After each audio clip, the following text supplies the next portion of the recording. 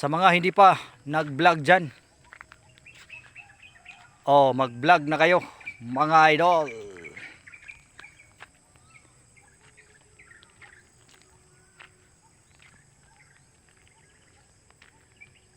Huwag lang kayong mawala ng pag-asa pag pumasok kayo sa mundo ng vlogging. O tuloy-tuloy lang. Kahit maliit ang views, tuloy nyo lang.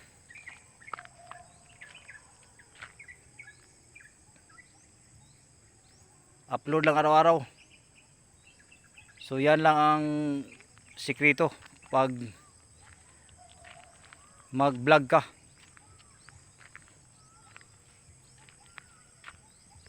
So yun lang mga idol. Maraming salamat sa inyong lahat. Ingat po kayong lahat palagi. Yan lang.